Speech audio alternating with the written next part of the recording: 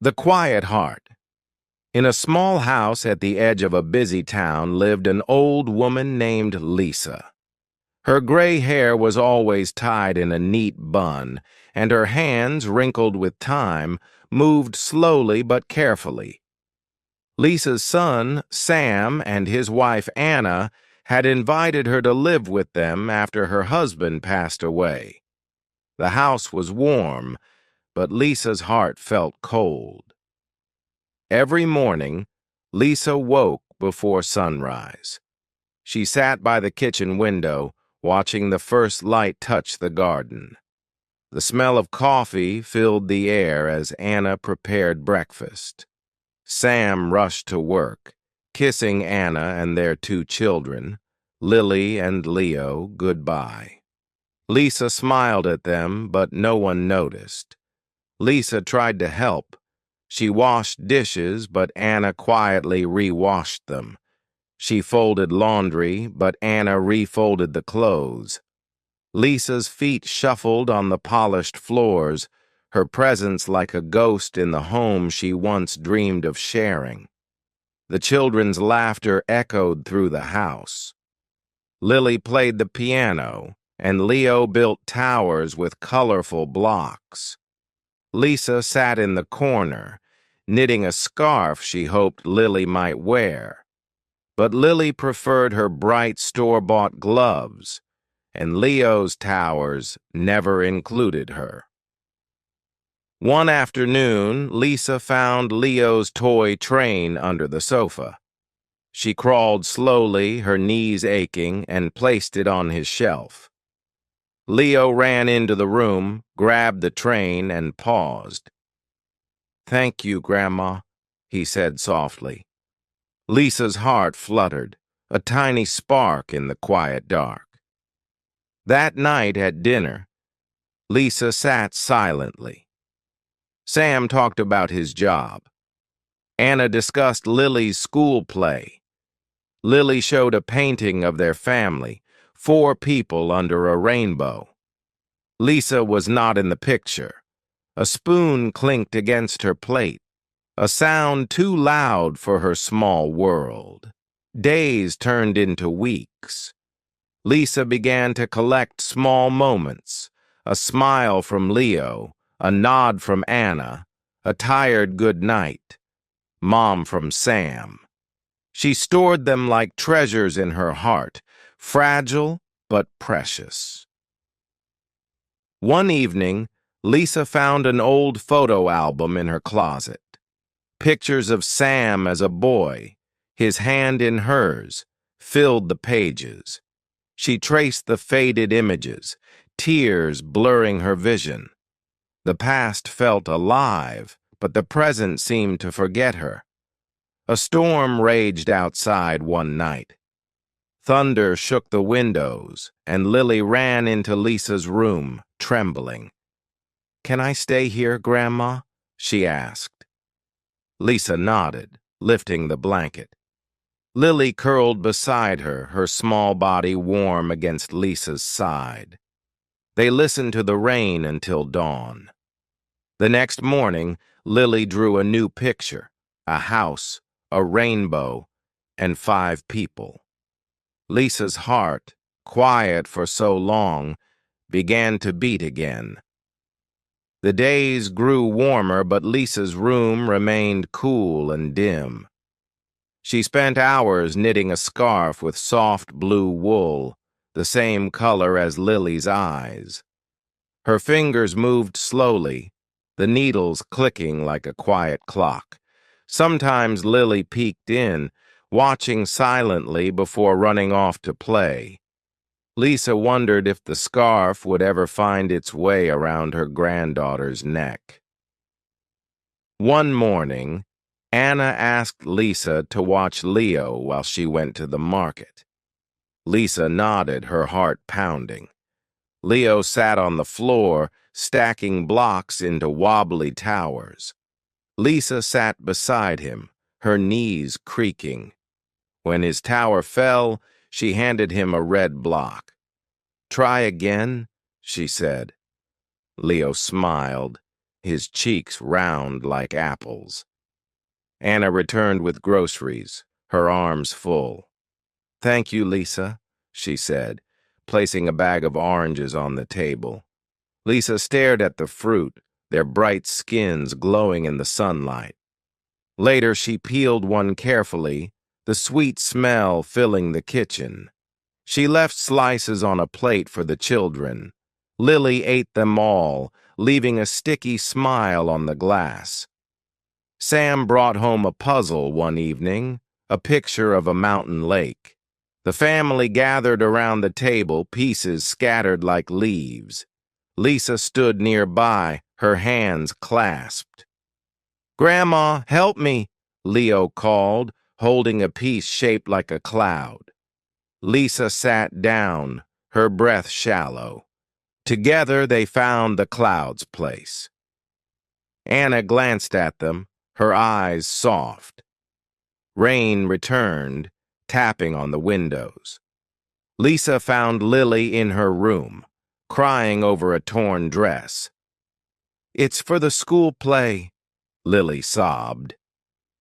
Lisa took the dress, her fingers threading a needle with steady hands. She sewed tiny stitches hidden like secrets. The next day, Lily twirled in the repaired dress, never asking how it was fixed. One Sunday, Sam cleaned the attic. He dragged down an old box, photos, letters, and a dusty vase, Lisa's vase. She had painted it years ago, flowers curling around the edges. "Can I put this in my room?" Lily asked. Lisa nodded, her throat tight. The vase sat on Lily's desk, holding pencils instead of flowers. Autumn came and the garden turned gold. Lisa sat outside, wrapped in her shawl. Leo brought her a leaf, red as fire. "For you, Grandma," he said. She pressed it in her photo album, beside pictures of Sam as a boy. The wind carried the sound of Anna's laughter from the kitchen, warm and unfamiliar. At dinner, Lily talked about her play. "I'm a tree," she said. "I need brown clothes." Lisa stayed up that night, knitting a brown shawl with leaves stitched in green. She left it on Lily's bed. The next morning, Lily hugged her, the shawl draped over her shoulders. "It's perfect," she whispered. Winter arrived, and the first snow fell. Lisa woke to find Leo at her door, mittens on his hands. "Build a snowman with me," he begged. Lisa put on her coat, her bones aching. They rolled snowballs, Leo's laughter ringing in the cold air. Anna watched from the window, taking a photo she would frame later.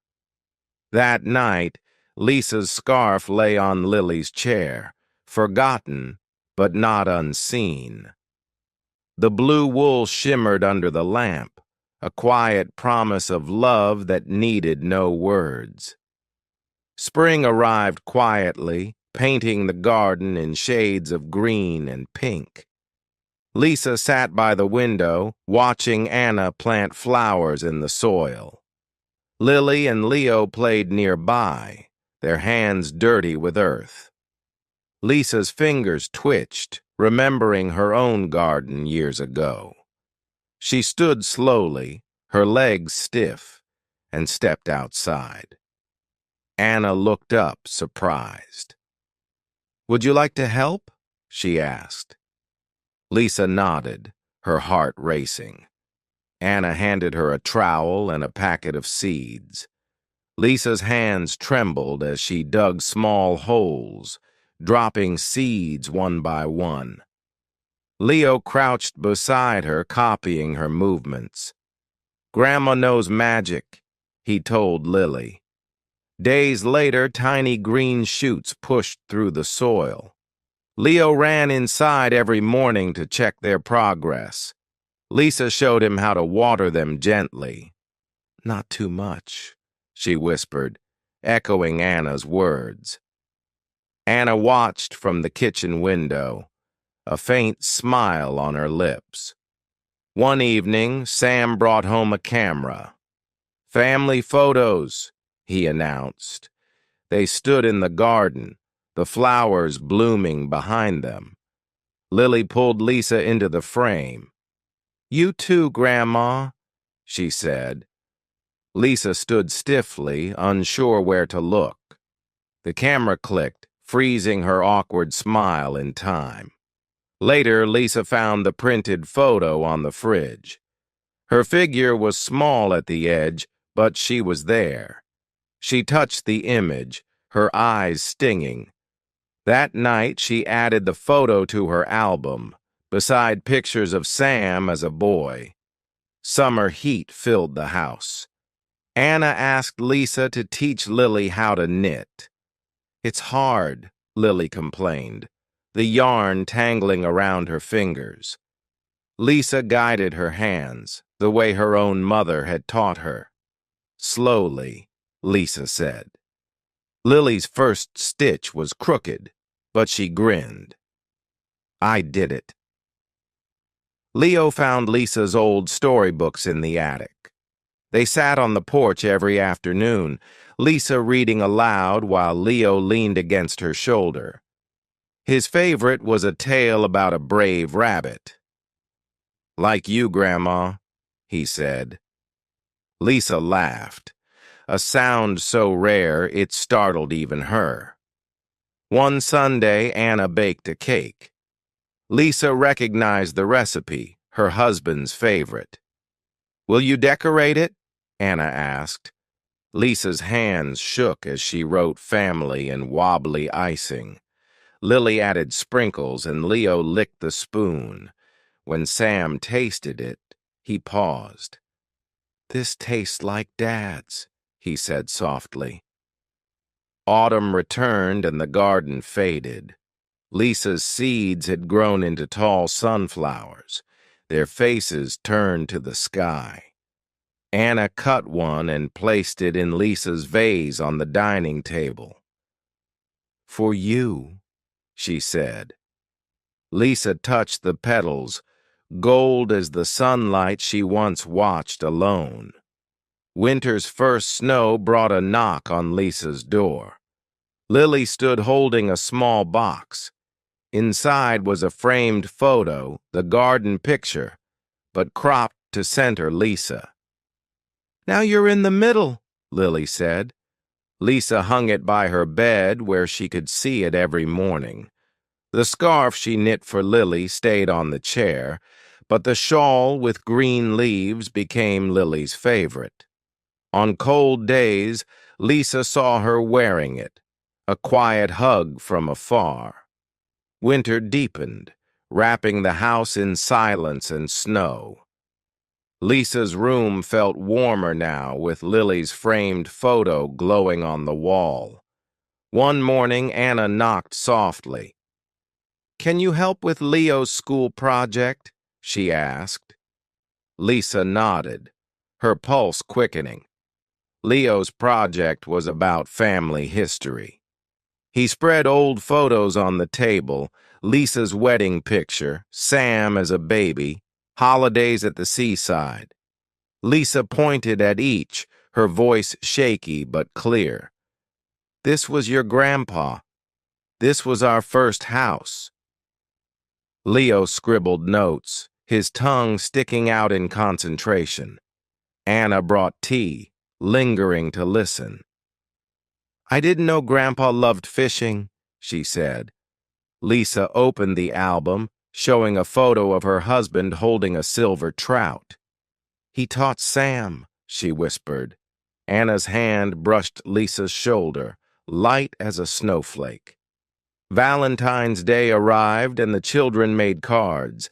Lily glued hearts onto red paper, handing one to Lisa. "For you," she said. The card read, "I-U Grandma" in glittery letters. Lisa pinned it beside her bed, the glitter catching light like tiny stars. Sam brought home a jigsaw puzzle, a snowy village scene. The family gathered around it, pieces scattered like memories. Lisa found the edge pieces, her hand steady. Leo slotted the church spire, and Anna added the moon. When the last piece clicked, Sam said, "We did it together." Lisa's reflection smiled in the glass frame. Spring returned and the garden stirred. Lisa's sunflowers had left seeds behind. She showed Leo how to press them into the soil. "Will they grow again?" he asked. "Always," Lisa said. Anna watched from the porch, her arms crossed but her eyes soft. One rainy afternoon, Lily found Lisa's knitting basket. "Teach me the leaf pattern," she begged. Lisa guided her hands, the green yarn looping like vines. Lily's stitches were uneven, but she wore the scarf proudly. "Grandma and I made this," she told her friends. Leo's birthday came and Lisa baked cookies, his father's favorite recipe. The kitchen filled with cinnamon and burnt edges, but Leo ate them all. "Best ever," he said, crumbs on his chin. Anna took a bite, her face softening. "Just like Dad's," she murmured. Summer evenings brought fireflies. Lisa sat on the porch with Leo, counting flickers in the dusk. Anna joined them, a glass of lemonade in hand. They sat in silence, the air humming with warmth and unspoken words. One day, Lisa found her vase on the dining table filled with sunflowers. Anna said, "They're yours." Lisa touched the petals, her throat tight.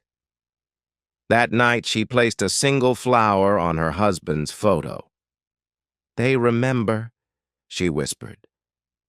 When autumn leaves fell, the family raked them into piles.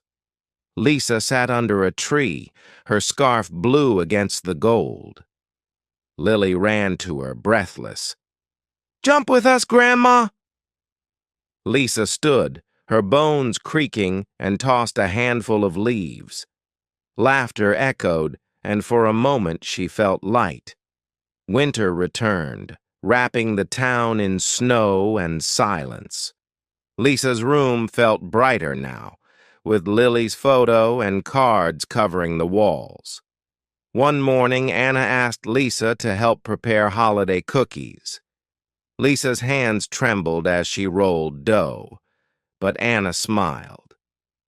"Just like Mom used to make," she said. The words hung in the air, warm as oven heat. The family decorated the tree together. Leo hung paper stars, and Lily placed angels on the branches.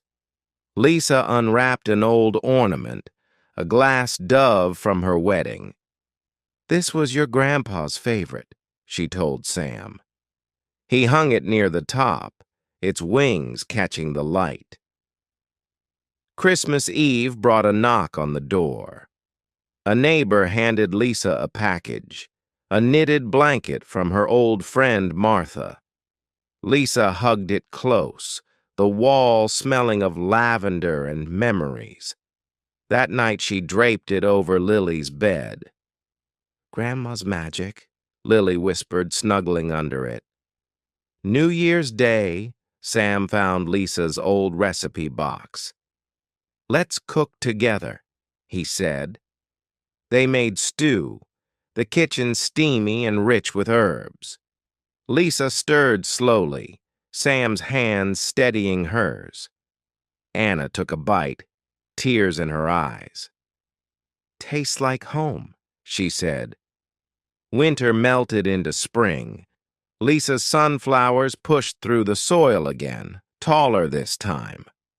Leo measured them daily, marking heights on the wall. Anna hung a chart beside it, Lisa's name written in curly letters. "Grandma's garden," it read.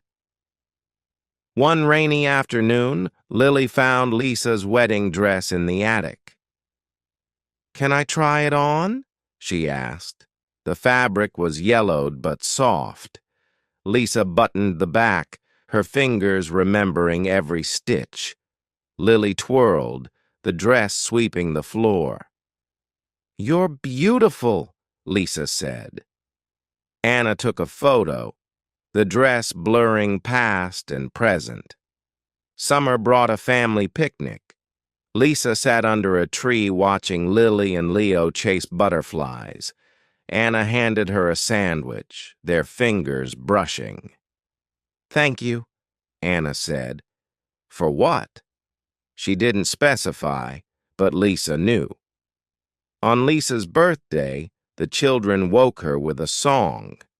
Leo carried a cupcake, the candle flickering. Lily gave her a new photo album filled with pictures of their family. Lisa's hands shook as she turned pages.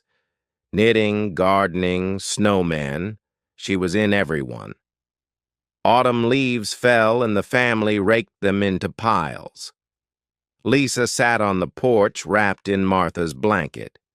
Sam joined her, holding 2 mugs of tea. They sipped in silence, the steam curling between them. "I'm glad you're here, Mom," he said. That night, Lisa added a new photo to her old album, a picture of 5 people under a sunflower sky. Her finger traced their faces, each one a thread in the tapestry she'd almost thought she'd lost.